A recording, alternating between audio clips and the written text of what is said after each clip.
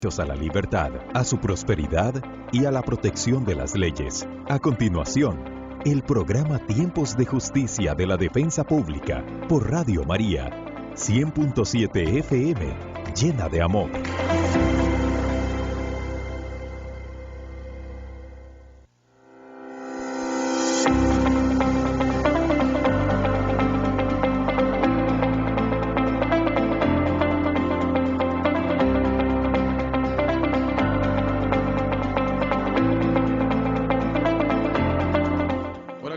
Qué gusto saludarlos, bendecido martes para todos. Les saluda el periodista Jaime Cibaja Segura de la Defensa Pública del Poder Judicial. Hoy en un nuevo espacio de Tiempos de Justicia, un tema interesante también que vamos a aprender mucho sobre el proceso de revisión. ¿Cuándo procede estos procesos de revisión? Hoy tenemos un invitado, compañero de nosotros de la Defensa Pública, que en unos minutos se los vamos a presentar para hablar sobre este tema. Recuerden, importantísimo, vamos a estar en este espacio aquí en Radio María conversando sobre este tema. Si usted tiene alguna duda, alguna consulta, ya están habilitados todos nuestros espacios, ¿verdad? 8510-1007, nos pueden mandar el WhatsApp o también llamarnos aquí al 4000-1008, donde vamos a estar desde luego muy pendientes de cualquier consulta que ustedes tengan sobre este tema de procesos de revisión, y nuestro compañero, nuestro invitado, defensor público, vamos a tratar de evacuarles todas las dudas y también aprender sobre estos procesos de revisión. Recuerden nuestra página web, defensapublica.poder-judicial.go.cr. Ahí pueden encontrar todos los servicios que brinda la Defensa Pública, los contactos de las 42 oficinas que tenemos en todo el territorio nacional de los defensores públicos del Poder Judicial para con las materias que ven nuestros compañeros, o llamarnos al 2211-9800, que es la central de la Defensa Pública del Poder Judicial, para poder ayudarlos y desde luego orientarlos también en alguno de los procesos que tengan su consulta. Antes de comenzar Tiempos de Justicia, vamos a hacer nuestra oración. Hoy muy amablemente vamos a escuchar a nuestra compañera defensora pública, también Viviana Calvo, quien nos hizo la siguiente oración.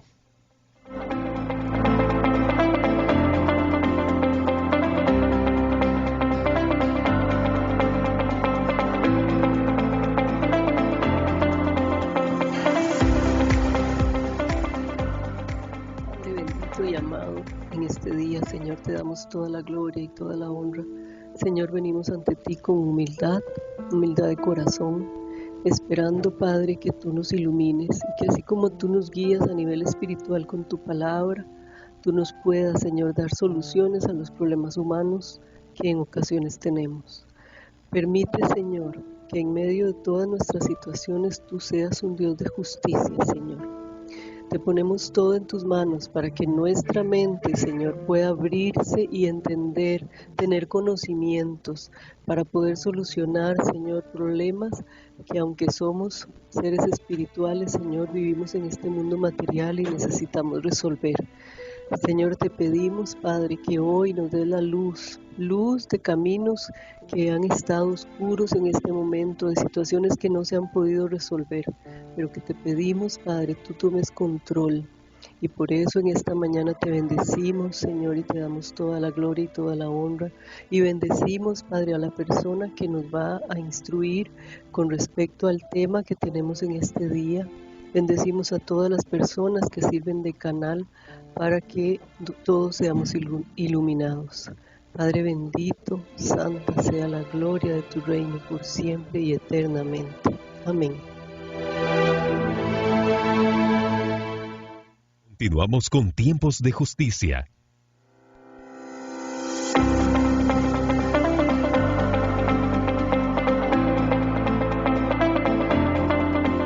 Escuchamos la oración de nuestra compañera defensora pública, Viviana Calvo, que muy gentilmente nos hizo esta oración para hoy, Tiempos de Justicia, aquí en Radio María. Como yo lo decía, el proceso de revisión, ¿cuándo procede? Ese es nuestro tema hoy, y nuestro invitado especial, nuestro compañero defensor público, don Tomás Poblador Ramírez. Tomás, bienvenido a Tiempos de Justicia, bienvenido a Radio María. Muy buenos días, que tengan todos. Pues estamos acá para discutir este tema que tiene una serie de inquietudes que siempre nos consultan y que esperemos queden claras este día. Bueno, muchísimas gracias. Así que también ya lo decíamos, las vías, ¿verdad? Ya ustedes las conocen para que nos contacten aquí en la radio si tienen alguna consulta. Tomás, siempre nos gusta en la radio conocer un poco de la persona que nos va a ilustrar hoy con este tema de los procesos de revisión. Ya usted tiene mucho tiempo, ¿verdad?, en el Poder Judicial.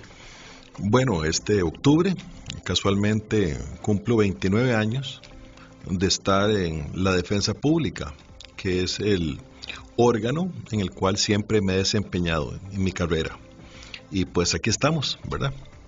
¿En qué materias, Tomás? Miren, yo empecé en materia penal. Fui en varios lugares en Heredia, en Limón, y actualmente, desde hace algunos años, tengo el honor de ser el coordinador de la unidad de impugnación de la defensa pública, que es la unidad que se encarga de evacuar consultas de compañeros defensores en materia de recursos de apelación de sentencia, casación penal y, por supuesto, también en el tema de los procedimientos especiales de revisión. ¿Cómo es esta materia, Tomás, en temas de defensa pública? Bueno, en esta materia tenemos un doble servicio, llamémoslo así. Por un lado, tenemos un público meta que serían los propios defensores públicos que cuando tienen dudas o que quieren precisar temas de la fase de impugnación, que es toda aquella fase que se da después de la sentencia, nos hacen llegar sus dudas, sus solicitudes de acompañamiento, de ayuda, de apoyo. También nosotros defendemos directamente a usuarios, a personas que tienen un proceso penal en contra en la fase de impugnación, cuando ya ha habido sentencia condenatoria y ya se quedan sin defensa particular porque pues no tienen los medios o porque no les satisfecho el servicio. Entonces nosotros entramos a llevar y apoyarlos en la defensa técnica a ellos también. ¿Qué podríamos hablar, ya entrando en materia, don Tomás?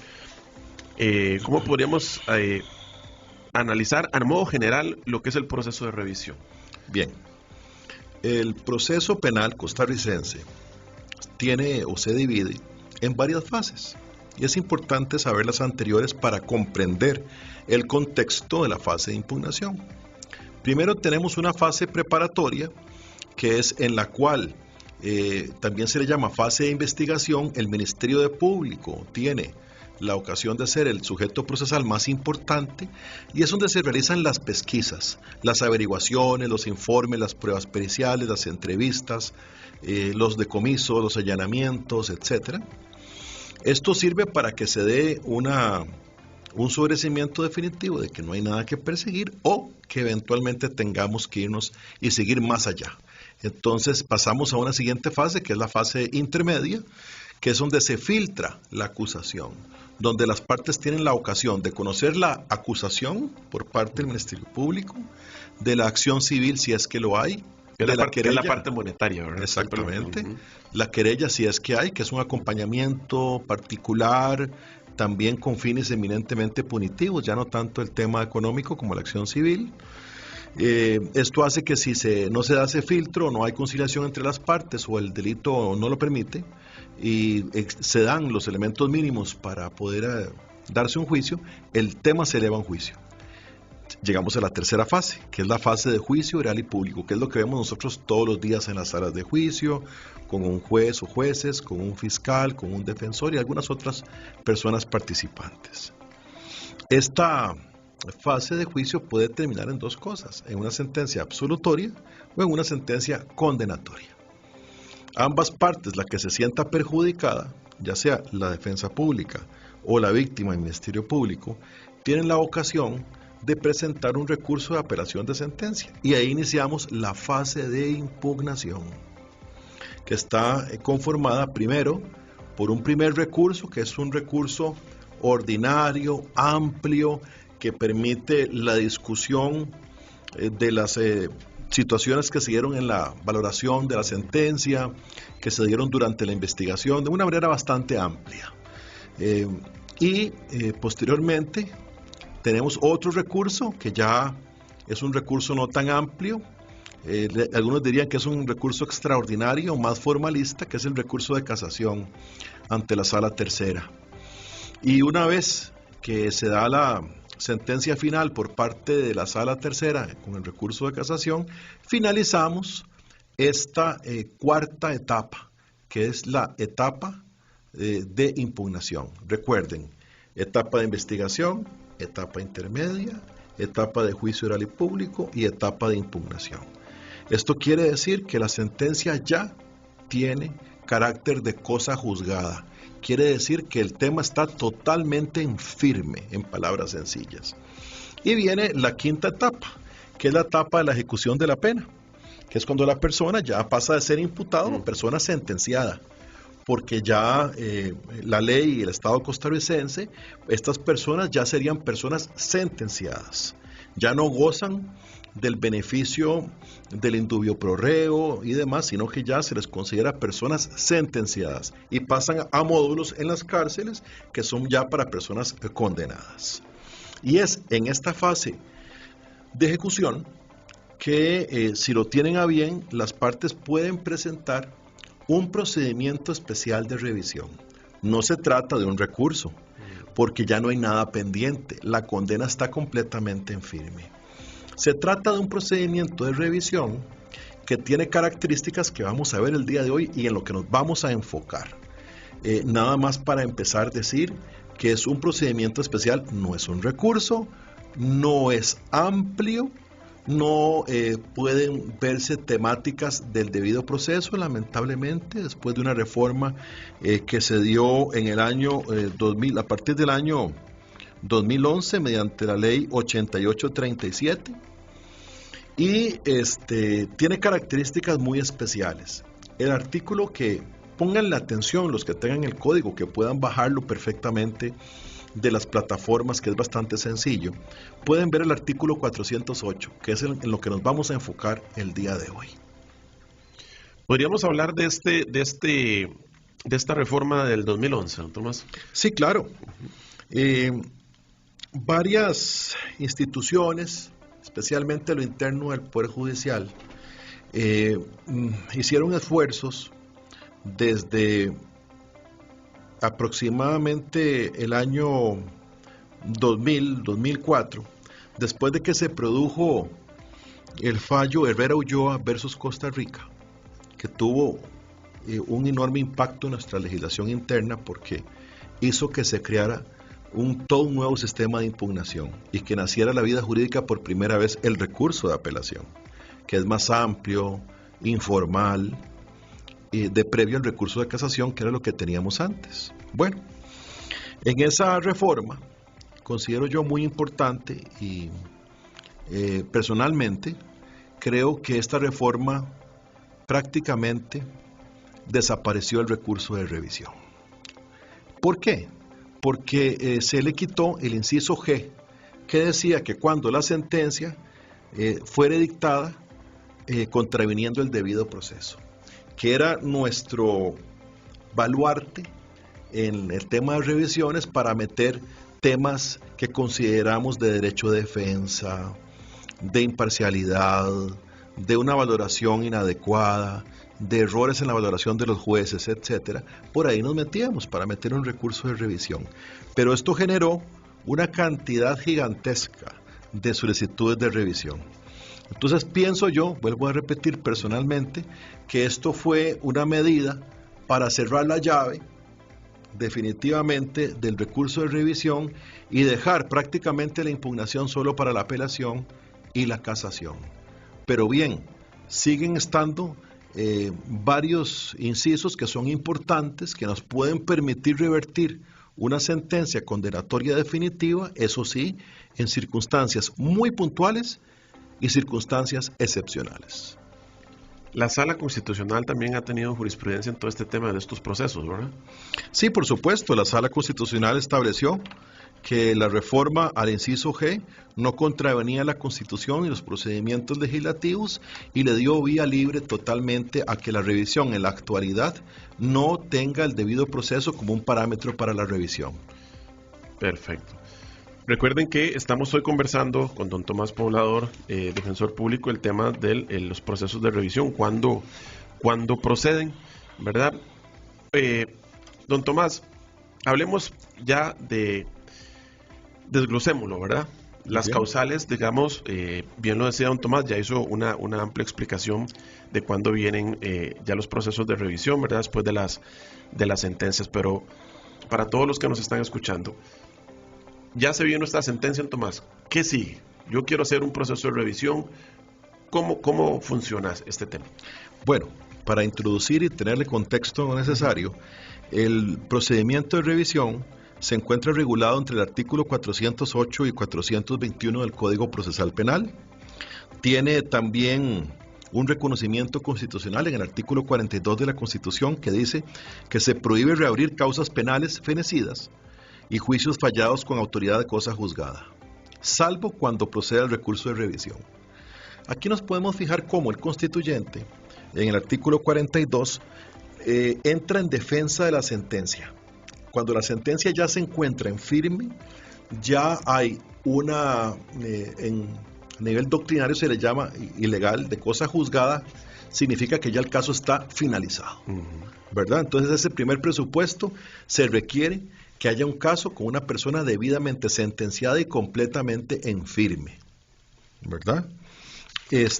Algo importante de establecer es que el artículo 411 del Código Procesal Penal establece que fuera de los distintos incisos o causales del procedimiento de revisión no se puede plantear la revisión. El artículo 411 establece que únicamente la demanda podrá ser presentada con las hipótesis que autorizan este procedimiento.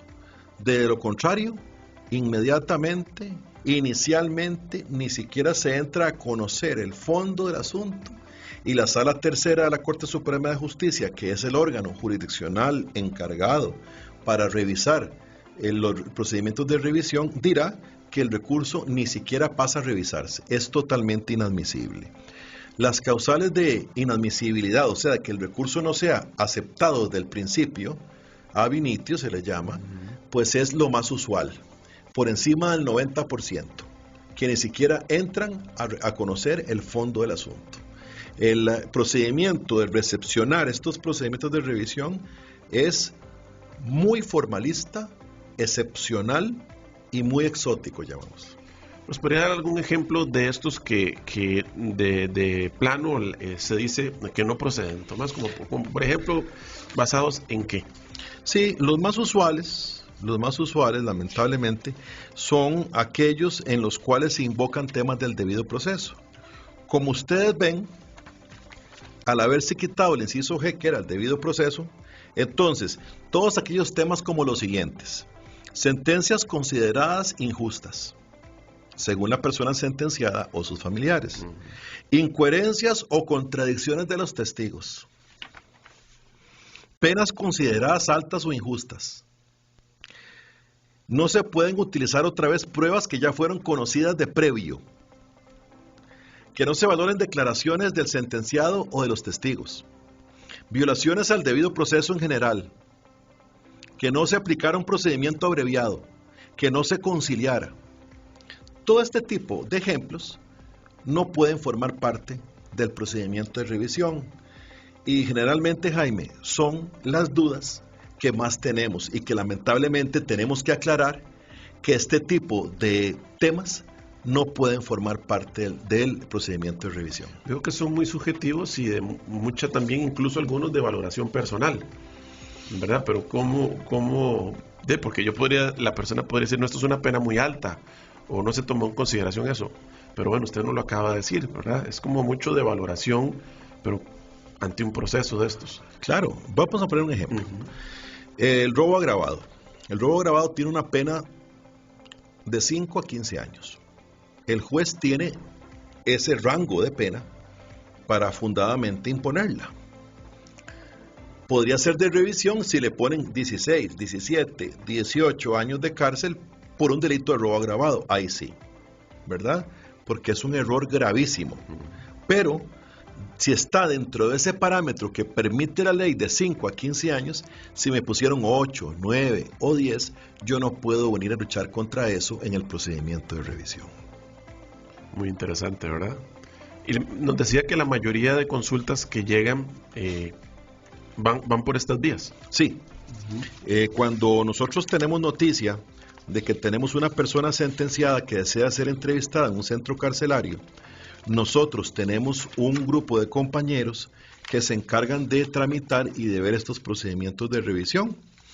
Y es entrevistado, se ven, y efectivamente hemos encontrado que la mayor cantidad de dudas de la persona sentenciada o de familiares que se comunican con nosotros es con los ejemplos que le acabo de citar. De hecho, estos ejemplos que acabo de citar forman parte de un pequeño estudio que personalmente hice yo de algunos procedimientos de revisión, unos 50 más o menos, unas solicitudes de revisión en las que vemos que estas son las dudas más usuales, más recurrentes. De paso, don Tomás, y ahora le comentaba, hoy conversamos aquí en Tiempos de Justicia en Radio María con don Tomás Poblado Ramírez, que es el defensor público. Antes de iniciar, y nosotros desde luego aquí en la radio y en las redes sociales de la defensa pública, siempre anunciamos el tema y quién de nuestros compañeros nos va a acompañar acá, a la redundancia. Y una señora de apellido Fonseca nos escribió ahí en las redes sociales y decía que ella precisamente quería hacer una consulta de esas ante defensores públicos porque ella considera, la mamá, ¿verdad?, que su hijo no tuvo oportunidad de defensa. Un saludo a la señora también, gracias por escribirnos, pero es parte de todo este proceso. Ahora, don Tomás, si la persona como privada de libertad o su familiar quiere solicitar esto, ¿cuál es la vía correcta para hacerlo? Muy bien.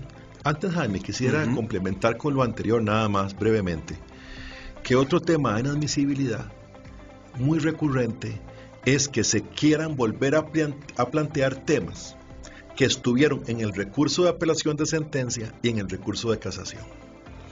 Inmediatamente que la Sala Tercera observe que se están interponiendo motivos de revisión que ya fueron dilucidados, que fueron tratados y fueron apelados en el recurso de apelación y en el de casación, sería declarado también inadmisible, porque el artículo 411 dice que no será admisible plantear por la vía de revisión asuntos que ya fueron discutidos y resueltos en apelación de sentencia o en casación.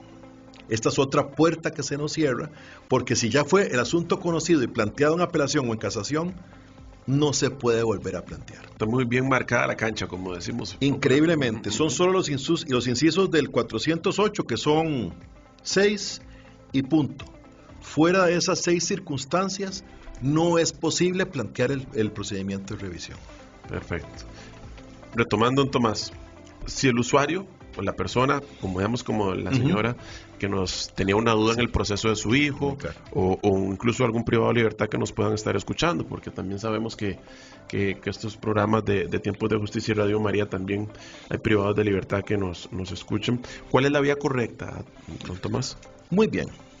Realmente tenemos vías muy informales. Puede ser incluso que se lo comuniquen a cualquier defensor que los visite en giras.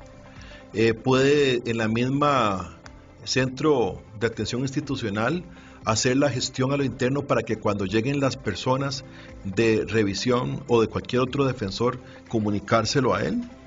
Pueden llamarnos al 22 11 97 04 para darles una guía de lo que tienen que hacerse, incluso para poder comunicarnos con los defensores y decirles, se asigna esta entrevista, se pone una larga lista. Hemos tenido un aumento bastante importante de las solicitudes de revisión y yo creo que se debe, entre otras cosas, la forma en que se endurecieron los parámetros de la ejecución de la pena. Ahora, como sabemos, ya no es a la mitad de la pena, la libertad condicional, es a los 2/3. Ahora es más difícil que se den modalidades de arresto domiciliario o que la persona tenga la ocasión de salir de previo a que se cumpla la sentencia.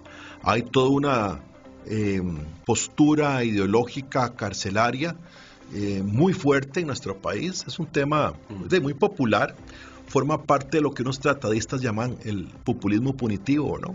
Porque es un tema que a nivel, digamos, general, tiene cierta simpatía, el subir las penas, el reducir los derechos, lamentablemente. Y esto pues hace que los privados de libertad no tengan caminos de salida y que en su desesperación nos traten de buscar, que nos buscan. Nosotros estamos en la obligación, por supuesto, de hacer todos los estudios necesarios para ver si cabe o no cabe la revisión. Necesariamente la solicitud o la gestión para hacer la revisión ¿tiene que ser del privado de libertad o un familiar puede hacer la gestión, don Tomás? Puede hacerlo un familiar sin ningún problema. Es más, por lo menos un 50% de las solicitudes que recibimos son de familiares, especialmente, lo sabemos, después las madres muy preocupadas por sus hijos, ¿verdad? Un sentimiento pues muy noble y muy loable y que es lógico. Y nosotros con mucho gusto también, por ese medio de esas llamadas, nosotros inmediatamente iniciamos toda el agendar esa visita a ese privado de libertad y poder atenderlo. Valorando todos estos temas, ¿verdad? Que ha mencionado usted. Todos van a tener la garantía de tener un informe técnico de estándares bastante importantes, de muy buena calidad. Tenemos en nuestra unidad personas que tienen amplísima experiencia. Creo que en este momento no tenemos nadie que tenga menos de 25 años encargados de estos temas. Entonces sí les podemos garantizar que las personas que están encargadas de estos estudios tienen una alta capacidad técnica y también amplísima experiencia en la defensa pública. Perfecto, don Tomás. Bueno, tenemos una consulta, Diego. Adelante. Dice por acá, buenos días, consultarles si aplica el procedimiento de revisión para una sentencia de 36 años. ¿Hay posibilidad de tercio o media pena? La persona involucrada tiene muy claro que no cometió el delito. En su momento las pruebas no fueron bien analizadas. Bueno, la pregunta es muy interesante y conlleva varias de las cosas de las que hemos hablado. Primeramente, cualquier tema puede ser estudiado a nivel en nuestro estudio técnico. O sea, no se descarta nada, siempre no se descarta nada, se revisa, tienen la garantía de un informe por escrito donde se les va a decir, mire, no cabe por X y Y razones, con jurisprudencia, con análisis del caso en particular, donde ellos van a tener una respuesta definitiva. Ahora bien, en la pregunta detecto que hay temas sobre la libertad condicional que quedan ahí un poco abiertas, que también pueden ser los temas de libertad condicional, los de una unidad diferente, porque no es mediante el procedimiento de revisión, sino que son mediante un procedimiento en la ejecución de la pena. Entonces tenemos una unidad de ejecución de la pena, que es la que se encarga de entrevistar a las personas privadas de libertad y verificar si cumplen o no con los parámetros para la libertad condicional. Pero un cambio de condición, ¿verdad? Exactamente. Entonces sería prudente que se pueda dirigir de la misma forma al 2211-9800, que es la central de la defensa pública, para que de ahí los puedan redirigir a los compañeros de ejecución de la pena, que son los que se encargan del tema libertad condicional, incidentes de enfermedad y este tipo de cosas importantes que también, me imagino, ya los compañeros han venido aquí en múltiples ocasiones y que estén atentos a su venida por acá. Si lo viéramos por el tema de la cantidad de años de la sentencia. Sí, pueden ser revisadas sentencias desde meses, un año, hasta de 50 años, que es nuestra máxima penalidad en nuestro país, ¿verdad? En eso no hay limitante. Perfecto, bueno, aquí bien lo desglosado don Tomás, poblador con quien conversamos hoy, compañero defensor público, hablando sobre los procesos de revisión, ¿verdad? Como bien la consulta lo decía, sobre el cambio de condición en los otros compañeros y con el tema de ver el tema de la revisión, se haría, no importa la cantidad de años. ¿Hay un plazo para hacerlo, aprovechando este tema de los años? Corre a partir de la sentencia, no se fue hoy, hay un plazo para... ¿Existe un plazo, Tomás? Al ser un procedimiento y no un recurso, los recursos sí están en un plazo. Tienen 15 días. El de apelación y el de casación. 15 días hábiles a partir de la sentencia. Sí.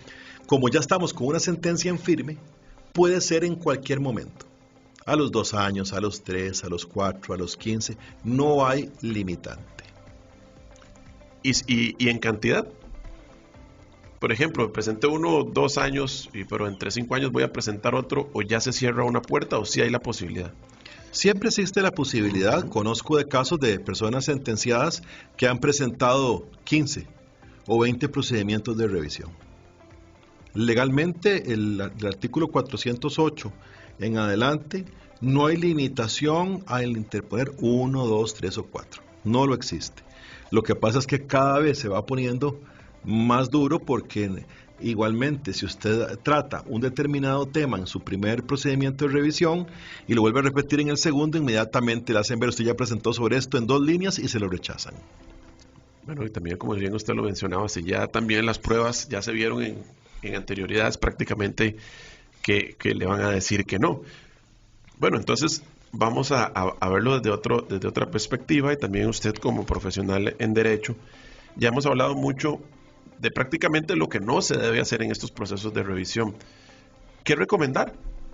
Entonces, si ya hay, no sé si hay prueba nueva, si hay otros factores, ¿qué recomendar, don Tomás?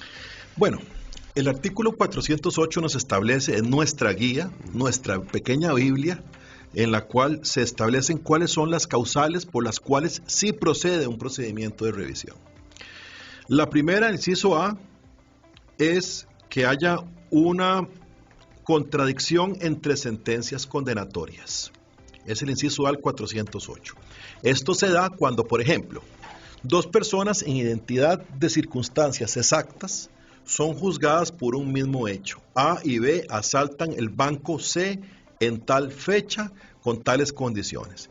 Y estos mismos hechos se producen en 2 procedimientos separados, porque tal vez uno estuvo en rebeldía o no lo encontraron después de que condenaron al primero. A los años se encuentran el segundo, a B, y llega y lo condenan, y resulta que a A lo habían absuelto. Y las 2 sentencias, si se analizan profunda y técnicamente, son idénticas, pero llegan a conclusiones diferentes. Esta es la primera causal. Yo, como persona condenada, puedo decir: un momentito, vean, aquí, en este mismo expediente, por los mismos hechos, circunstancias totalmente iguales, la otra persona fue absuelta, a mí me condenan. Procedimiento de revisión. Cabe. ¿Verdad? Aunque es también, como decimos, vean que las circunstancias son como de las películas, ¿no? Son muy excepcionales. El segundo, cuando la sentencia se haya fundado en prueba cuya falsedad se declaró en un otro fallo posterior firme. Muy bien, me condenan porque existe un documento notarial que me involucra totalmente en una estafa. Es la prueba base, la más importante, con la cual me condenan. Pero años después, en un procedimiento penal posterior, esa prueba se verifica que fue en papel no legal, que fue falsificado totalmente, que es mentira lo que se introduce ahí, y esa prueba queda en firme, donde se anula ese documento. Yo puedo certificar esto, traerlo a un procedimiento de revisión. Vean un momentito, la prueba principal por la que fui condenado fue declarada totalmente nula en un fallo posterior. Esa es la segunda causal. La tercera, si la sentencia condenatoria por la que me condenan a mí fue pronunciada por prevaricato, cohecho, violencia o maquinaciones fraudulentas, cuya existencia se declare en un fallo posterior firme. Entonces, que en un fallo posterior a mi condena, el juez, el fiscal, sean condenados por prevaricato o cohecho, porque yo fui mal condenado por esos pagos de esas personas. Y ese fallo tiene que quedar en firme. Yo llego, certifico el fallo, lo traigo a una revisión, digo: vean, las personas que me condenaron fueron condenadas porque les pagaron para que me condenaran. También circunstancia exótica, que yo todavía, 29 años después, no he tenido un caso de estos. Sí, es muy... Después, la número D, cuando se demuestre que la sentencia es ilegítima a consecuencia directa de prueba ilegal. Muy bien. De que fue a base de una tortura de un testigo, lo torturaron para que me declararan para que hablaran en mi contra, cosas de ese tipo, o por una grave infracción a los deberes del juez. Ahora bien, aquí es donde más se intenta tratar de meter cosas del debido proceso. La Sala Tercera lo que ha dicho es que esta grave infracción de los deberes del juez son casi idénticas y las hace ver como si fueran el prevaricato o el cohecho del que ya hablamos. O errores gravísimos, por ejemplo, que se me haya condenado a mí en una causa que estaba totalmente prescrita. Si yo logro demostrar que fue el error, fue de tal magnitud, de tal gravedad técnica y legal, es la que a consecuencia de esto fui condenado. Claro, esa me imagino que es muy compleja porque ya anteriormente tiene un proceso de ya amplio, incluso la casación, eso es, sería como que nadie lo hubiera extraordinario, visto. ¿sí? Que nadie sí, lo hubiera claro. visto. Porque si hubiera sido alegado y hubiera sido rechazado en su momento, declaran inadmisible De una vez, sí. el procedimiento de revisión. Tenemos después aquí los clásicos. Cuando después de la condena sobrevengan o se descubran nuevos hechos o nuevos elementos de prueba. Son hechos que tienen que ser descubiertos posteriores a la condena, después de que fui condenado. Si yo ya lo sabía, no se puede poner este inciso. Perfecto. Tenemos otra consulta. Adelante. Dice por acá, buenos días. ¿Cómo procede para ayudar a una persona privada de libertad con beneficio de salida con la condición de un trabajo fijo? Nos preguntan por acá. Bueno, eso tiene que ver con nosotros compañeros, ¿verdad? Sí, esto también. Nosotros trabajamos muy unidos, porque miren, cuando vamos a muchas veces nosotros a entrevistar a las personas sentenciadas, nos damos cuenta que la duda no es para una revisión, sino que la persona considera que está sumamente enferma, con una diabetes muy avanzada, un cáncer muy avanzado, y requiere un incidente de enfermedad.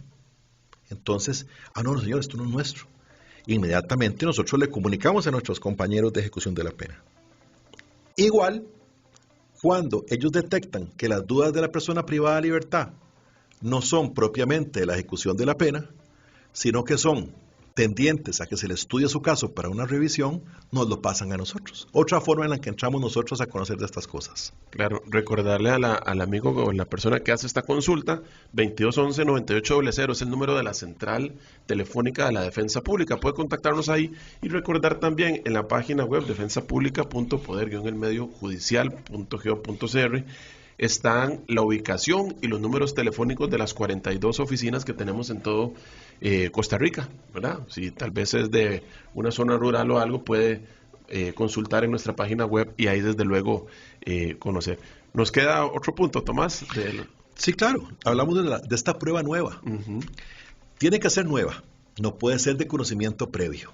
No pudo haber sido tratada en el juicio, no pudo haber sido tratada en la apelación ni en la casación. Y tiene que ser una prueba de tal energía probatoria, de tal valor, que por sí misma debe destruir toda la prueba de la condena. Un acto revelatorio. Una persona que dice, yo sí estuve, no declaré por miedo, hasta ahora aparezco, yo vi perfectamente cómo se dieron los hechos porque yo estaba adentro del banco donde se dieron y no se dio, como lo dicen en la condena, porque yo lo logré ver todo completamente. Es totalmente cambia tiene que cambiar todo, ¿verdad? Y por último, el más claro de todos es cuando una ley posterior declare que no es punible un hecho o que se le baje la pena. Por ejemplo, que el robo agravado ya no tenga una pena de 5 a 15 años, sino que tenga una pena ahora de 2 a 5. Entonces yo puedo interponer una revisión para que se pueda bajar esa penalidad.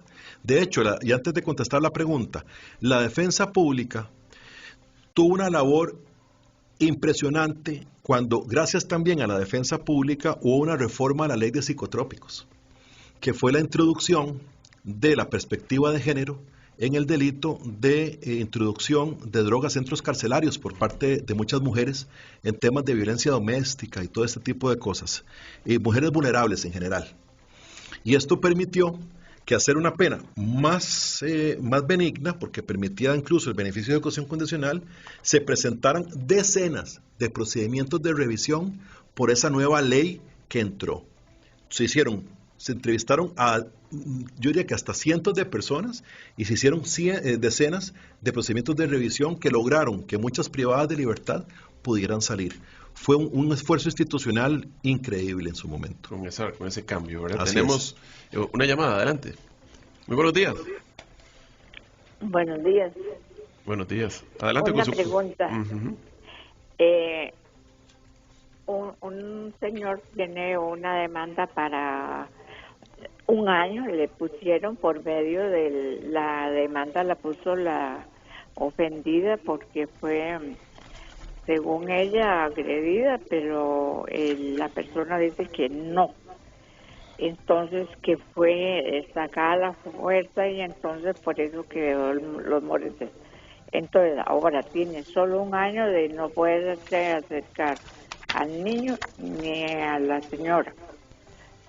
Yo puedo, digamos, hacer algo como para bajar esa pena, porque me causa mucho dolor de no poder ver a mi nieto. Bueno, muchas gracias por su consulta. Es un tema diferente que estamos conversando, Tomás, pero a nivel general todo tiene revisión, todo se puede valorar, ¿verdad? Es un tema de analizar cada caso por separado. Por supuesto, el tema de la revisión es en el procedimiento penal, porque si lo que la señora nos establece podría ser no necesariamente algo penal, podría ser del procedimiento de violencia doméstica, que usualmente las medidas cautelares de alejamiento son de 1 año. Eso no puede ser susceptible de revisión si ese es el caso. Si fue dentro de un proceso de penalización contra la violencia contra las mujeres, eso sí es penal. Y si fue en una sentencia y eso está en firme, sí puede ser sujeto de revisión. Habría que ver cuál fue la fuente en la que se dio esa orden. Perfecto. Bueno, recordarles... Adelante.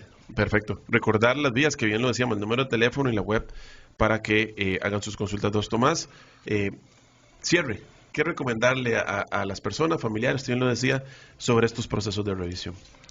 Miren, la recomendación es que hemos tenido un gran aumento y a veces eso no nos permite como enfocarnos en los casos que sí verdaderamente necesitan un procedimiento de revisión.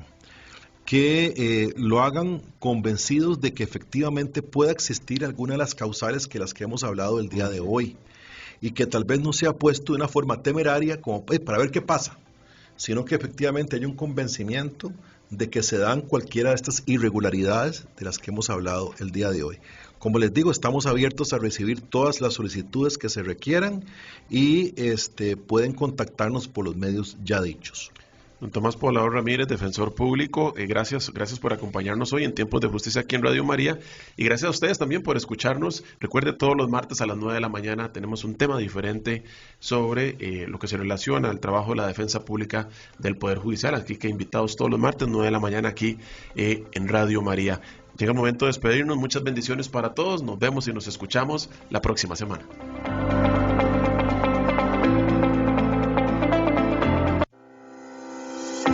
Nadie tiene derecho a quitarnos la esperanza. Para quienes tenemos fe, lo bueno siempre está por venir con la ayuda de Dios. La Defensa Pública presentó Tiempos de Justicia. Los esperamos la próxima semana por Radio María 100.7 FM, llena de amor.